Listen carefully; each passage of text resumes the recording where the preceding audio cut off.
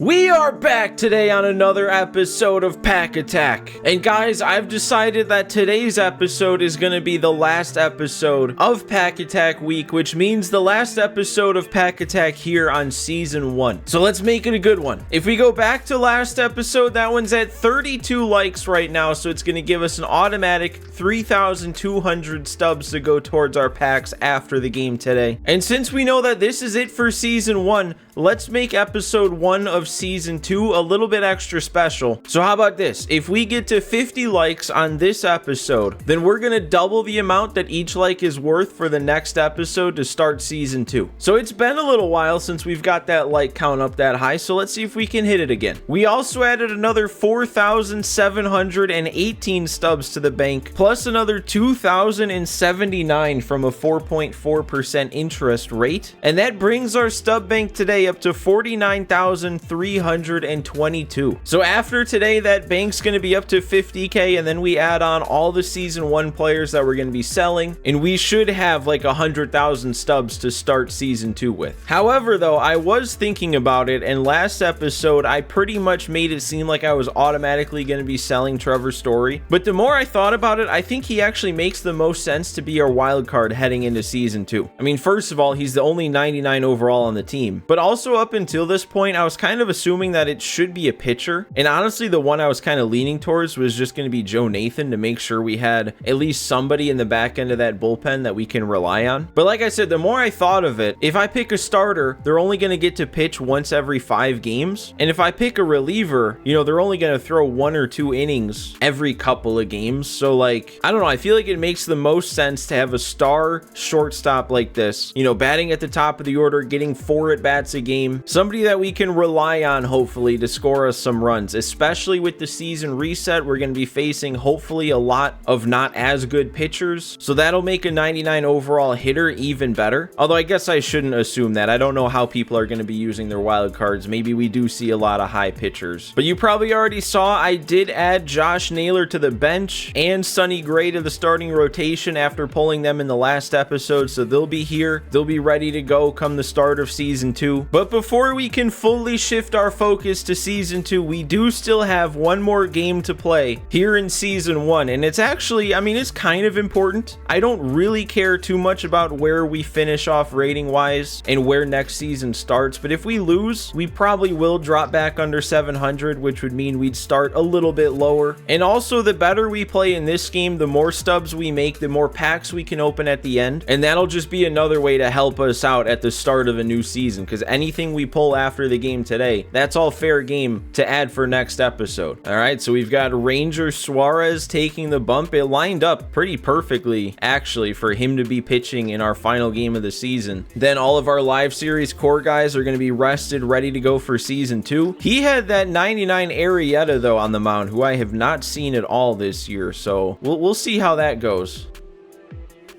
Oh, and you can't be doing that, man. You can't be sitting there looking at that. What am I doing? Story, though, that was a really nice swing on a really nice pitch.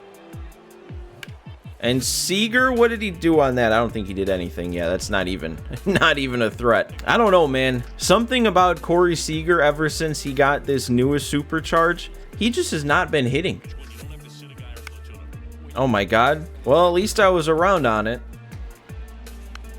Okay, there we go. That is exactly what we want to see. Swings being taken and rollovers happening. Oh yeah, and then a 3-pitch strikeout. Oh wait, I forgot his curve isn't all that good. Well, it got a swing. It just probably shouldn't have gotten contact. Yeah, that circle change though, that might be the pitch. Oh my. Is that really not? I mean, I could tell off the bat that that just wasn't hit as hard. I didn't realize that I made as good of a swing as I did. Look at that swing. With 103 power today, what's wrong with that? Oh, that felt like a good swing too. I guess it is telling me just late though.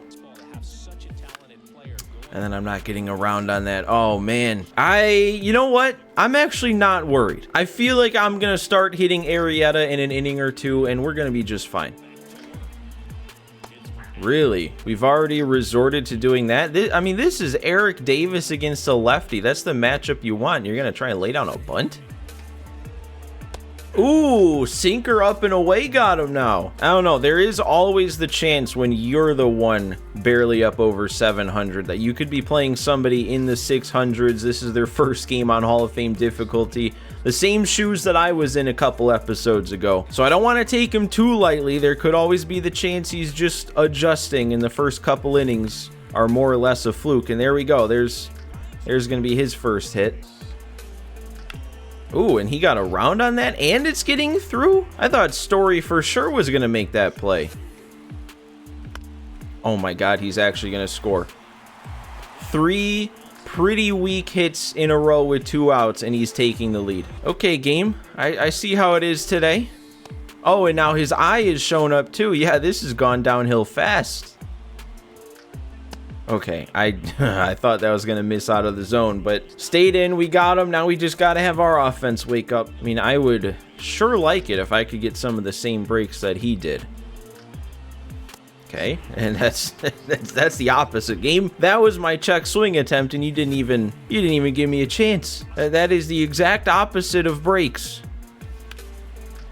I don't know. Yeah, no, he's too fast in left. He was playing in. I didn't know if Kiermaier had enough to get it over his head. I'm a little late on that, dude. I want to do something good here, especially after he took the lead. I'm letting frustration get the better of me already. Wow, he really waited back on that and probably barely missed it. I'll take my out, though. But, man, this guy is getting better and better with each pitch I throw. Okay, there we go. Circle change comes back again. I don't really know why I got away from that pitch. And that should end the inning, right? That's going to stay in play. Okay, yeah. Oh, and Story. Okay. That's the second time he's been hit by a pitch already in his pack attack career. Seager with a perfect. All right, we've got something going now. Oh, and there we go. How about that? Oh, what are we doing? Okay. I didn't think that was going to get past him, and then it was like he was moving in slow motion out there, and all of a sudden I got hope. But there we go. A hit by pitch and 2 hits in a row for me, and we're not doing it with 2 outs. We still got a good chance to put some more runs across here. Oh, that was a really nice pitch, dude. I'm fouling some pitches off here.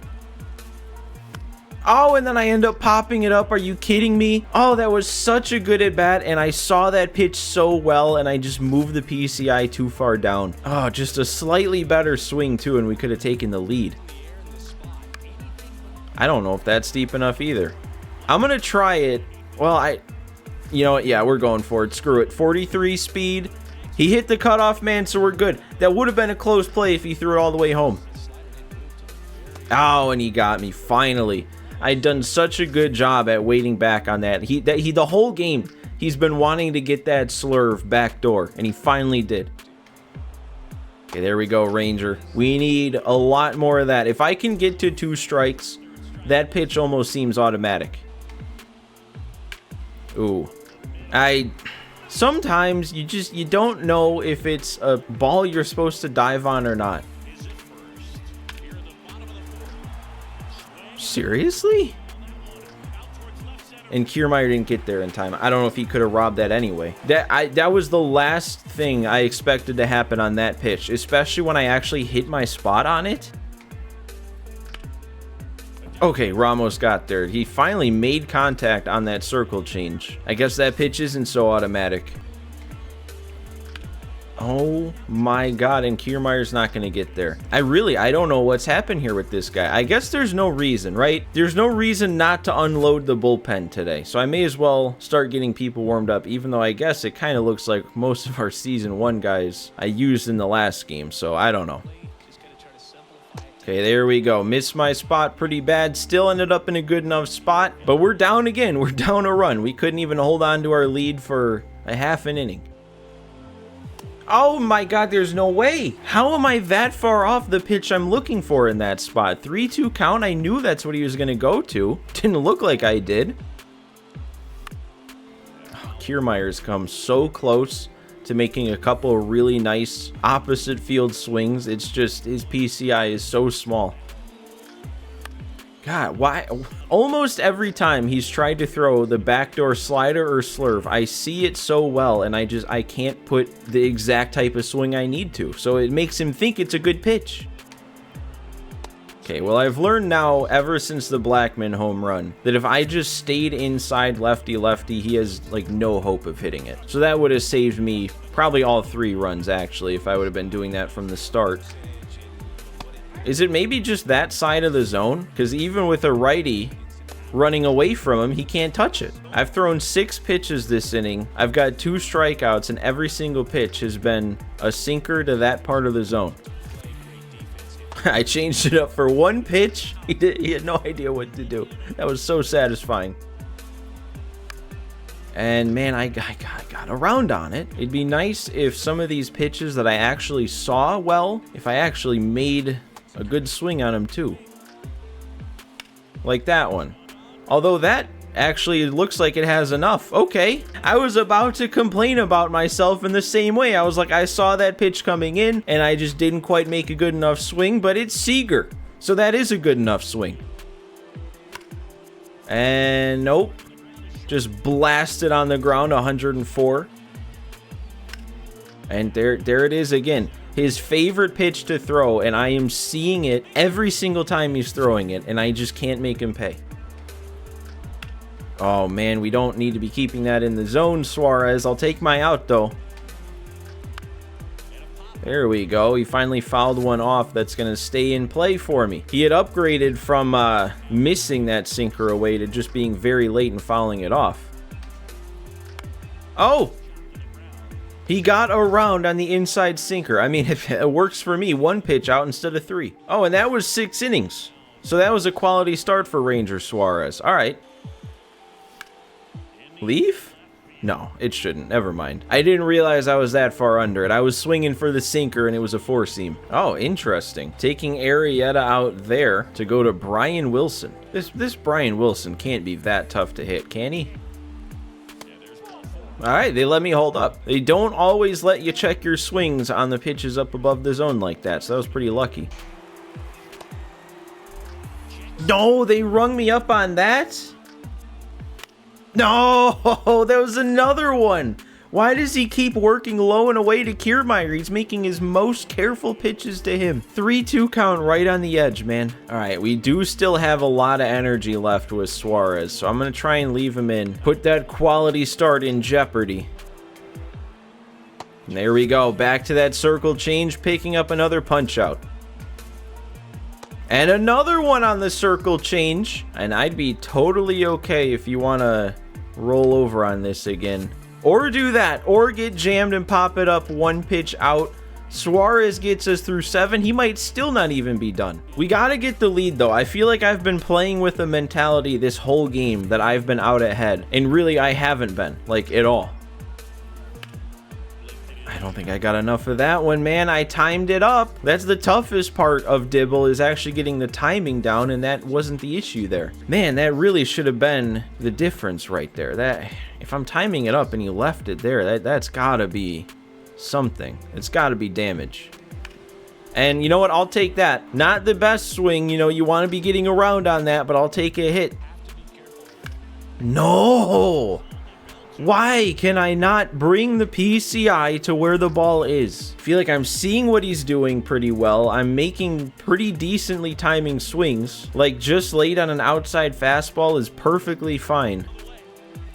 Oh, what a take. Still alive here this inning for Soto. Come on, man. Oh, and he's not going to leave Dibble in. He's going to Tom Hankey. I thought he'd be going to a lefty. No, I didn't want to swing. I tried to hold up. Like, I know that's in the zone. It's a strike, but I knew I wasn't on it, so I was trying to hold up so I didn't make an out, and the game didn't let me, so I made an out. We've definitely had our chances today, and I have just not come through on them. And there we go, way out in front of the circle change. I think that's 13 strikeouts for Ranger Suarez in this one. I don't know when I should call it with him, though. I mean, he is down into the yellow now. I don't want to leave him in that one batter too long. But there we go. We got Buxton popping out. And a rollover, so we get through 8 with Suarez. I'm probably going to call it there for him, but we need to pick up this lead now.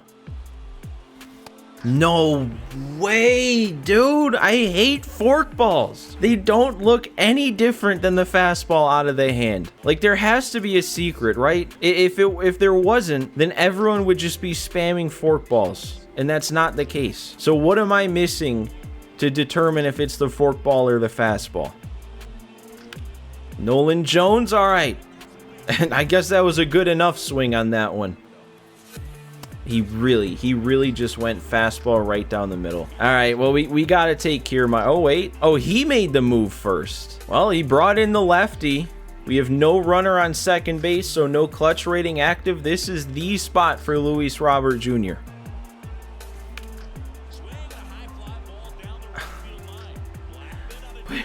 But that was such a good swing. I don't know, man. Matchups wise, I definitely should be going to the righty here, but the lefty with the sinker and the circle change was working so well once I found out the formula.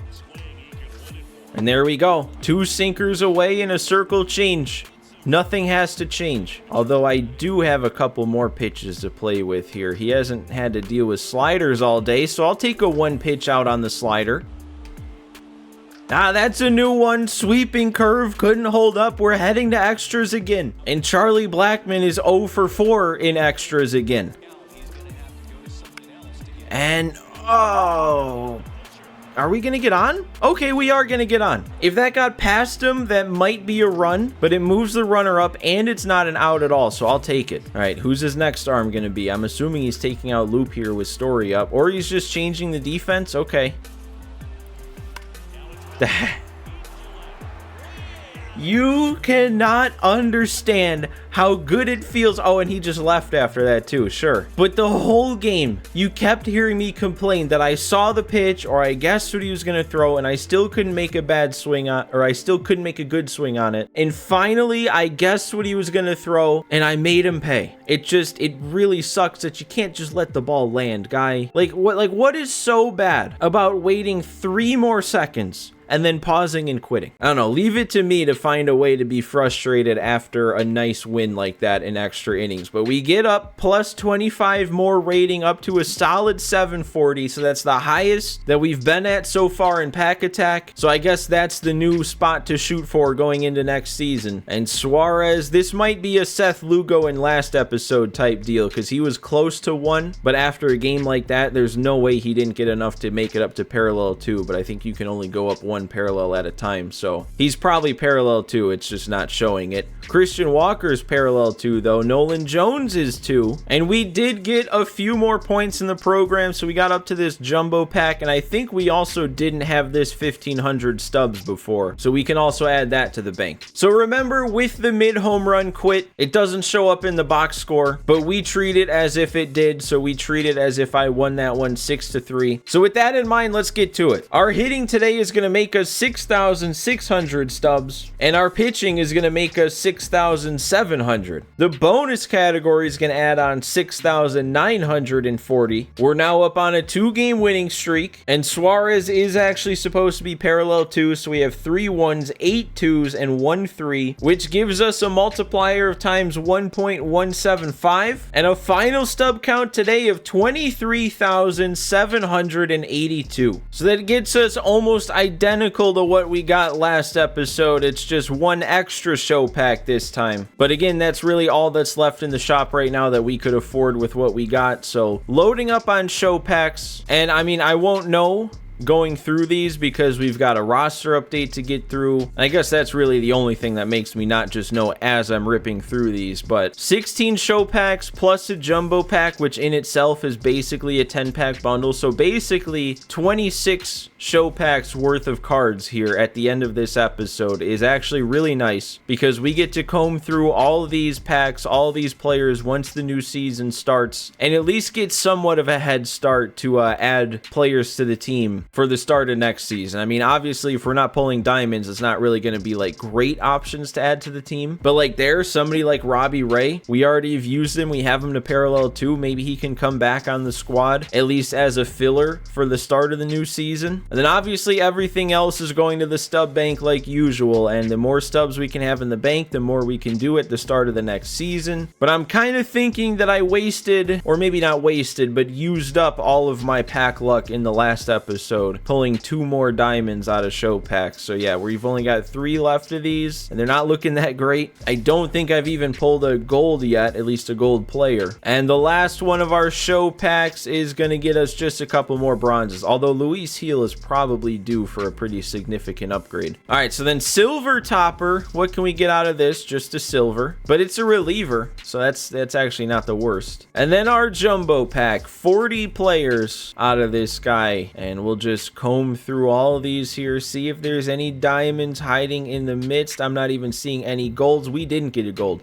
We just opened, like I said, what, 26 show packs worth of packs here, and not even a single gold was pulled, let alone a diamond. Forget about the diamonds. We didn't even pull a gold. What are you supposed to have? It's a 1 in 3 chance, right? Or no, I'm thinking headliners packs, I think. Let me just see now, since I'm confused. Okay, it's a 1 in 10 chance of a gold, but still, we should have gotten a gold at least. So yeah, then I don't know how much those packs are gonna help to actually fill our team up. But like I said, we get to sell everything we just opened. We'll be selling every season 1 card besides Trevor's Story, and anybody that's not sellable, we will be adding the quick sell value to the bank. And then, like I said, we've got 7 core cards and 1 wild card on offense ready to go. So the only hole we'll have is at catcher. We've got 3 starters. We've got half the bullpen. So even with where we are now, we're not in the worst spot heading into the season reset. Now, I'm not 100% sure how soon we'll be getting into the first episode of season 2 here on Pack Attack. You know, especially with having as many stubs as I'm probably going to have to spend. I want to actually have something to spend it on. So I want to make sure that I grind out whatever I can to add those packs to the wheel. There's surely also going to be packs in the shop just straight up, so we could buy those too. That's also an option. It'll all come down to how much stubs we have to play with and what exactly there is out there to spend it on. But I'm actually like legitimately excited for season 2, even with how poorly this game has gone so far this year up to this point, how many negative things, how many people have left. There's still that part of me that is like genuinely excited for season 2 to drop. So even if there's no Pack Attack right away, I do plan on making a lot more Diamond Dynasty videos than I had in the past. I had a lot of fun just playing some ranked with my God Squad, trying out new players, you know, making a little push in the ratings even if I didn't make it to World Series. So that really makes me want to do more of that. So if there's a Diamond Dynasty itch that you'll be left with without Pack Attack for, you know, maybe a couple extra days, go ahead and check out some of the other videos that I plan on having up on my channel with the start of the new season. And again, don't forget, if we hit 50 likes on this episode, we're doubling the amount that likes are worth going into next episode. So if it's exactly 50, we know we'll be having at least 10,000 stubs after the next game. But that's it for today, guys. Wave one final goodbye to our season 1 cards here on Pack Attack besides Trevor's Story. Again, thanks for watching today's episode. Thanks for sticking with me, and I will see you next time.